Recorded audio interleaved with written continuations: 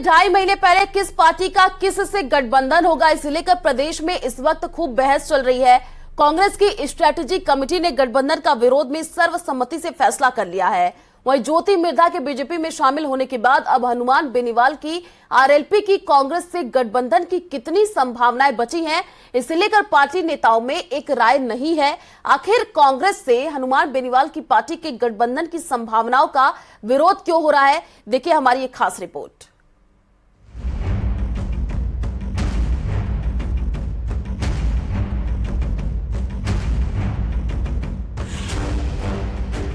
राजनीति कब क्या करवट ले लें, इसके बारे में कोई अंदेशा नहीं लगा सकता।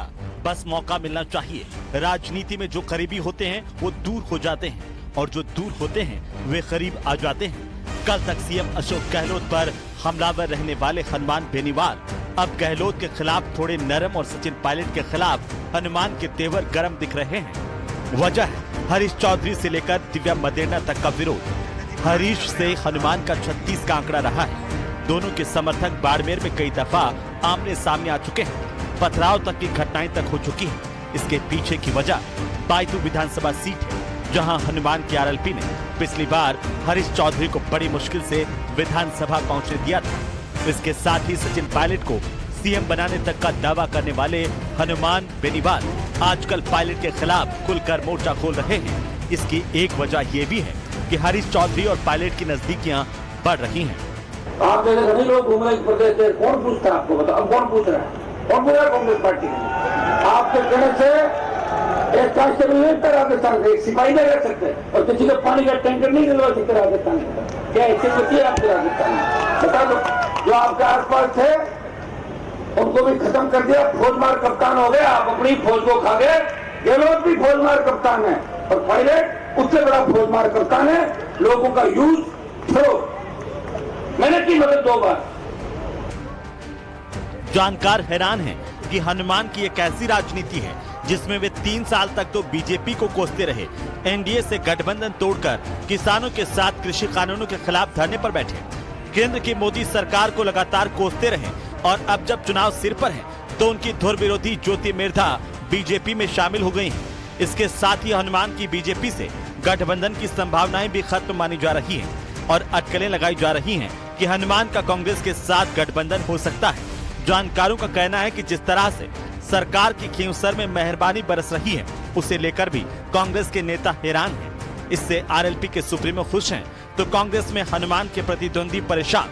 खुद की नजरअंदाजी और हनुमान पर मेहरबानी देखकर कांग्रेसियों के पैरों तले से जमीन खिसक रही है और आरएलपी का कांग्रेस के साथ गठबंधन की अटकलों से हरीश चौधरी खासे बेचैन है। दरअसल चौधरी को पार्टी ने चुनाव में रणनीति बनाने की जिम्मेदारी दी है और पहली ही बैठक में हरीश चौधरी ने कमेटी के सदस्यों के साथ सर्वसम्मति से यह प्रस्ताव पारित करा लिया कि कांग्रेस पार्टी को किसी भी पार्टी से गठबंधन की जरूरत नहीं है। हरीश को यह एहसास है कि अगर थोड़ी भी चूक हुई तो गहलोत हनुमान को साथ लेकर मारवाड़ में उनके लिए उनकी ही पार्टी में मुश्किलें खड़ी कर सकते हैं। किसी और के साथ अलायंस कर हम लोगों को नहीं जाना चाहिए। ये सर्वसम्मति से स्ट्रेटेजी कमेटी की हम लोगों की तरफ से एक तरह का सुझाव है। निर्णय अखिल भारतीय कांग्रेस कमेटी को लेना। किसका एजेंडा राजस्थान के अंदर आप आगे ले जाना चाहते हो ये मुझे नहीं पता, पर कोई भी कांग्रेस पार्टी का कार्यकर्ता जो कांग्रेस का कार्यकर्ता उस बात के बारे में कल्पना ही नहीं कर सकता। कोई कांग्रेस पार्टी के अंदर कोई और का कार्यकर्ता कांग्रेस का चोगा पहनकर और बैठा है तो शायद इस बारे में सोच सकता है, पर कांग्रेस पार्टी के अंदर जो कांग्रेस के विचारों से, कांग्रेस के नीति रीति से सहमत है, उसके सामने इस बात का कोई संदर्भ में कोई विचार ही नहीं आता तो मेरे विचार तो कैसे आ सकता है। इन अटकलों के बीच एनडीए के मुकाबले में खड़ा हुआ इंडिया अलायंस हनुमान के लिए उम्मीद की किरण बन सकता है। अगर हनुमान को कांग्रेस पार्टी का आला कमान इंडिया अलायंस में शामिल करने की हामी भर लेता है तो हरीश चौधरी और दिव्या मदेरणा जैसे नेताओं के न चाहते हुए भी पार्टी को हनुमान को कुछ सीटें देनी पड़ सकती है। इससे दिव्या और हरीश की सीटें भी प्रभावित हो सकती हैं। पीसीसी चीफ गोविंद सिंह डोटासरा फिलहाल तेजी से घट रहे घटनाक्रमों पर बस इतना ही कह पा रहे हैं कि हनुमान अगर इंडिया गठबंधन में हिस्सा बनते हैं तभी इस बारे में कुछ कहा जा सकता है।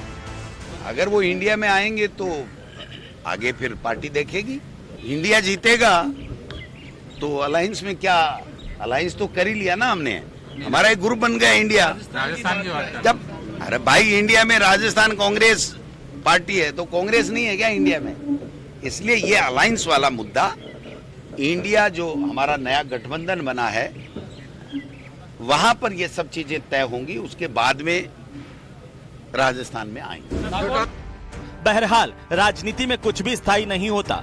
मौसम धुर विरोधियों के जब गले लगने का है तो फिर गठबंधन में कब कौन किस पार्टी का साझीदार बन जाए और मैदान में आ धमके, कुछ नहीं कहा जा सकता।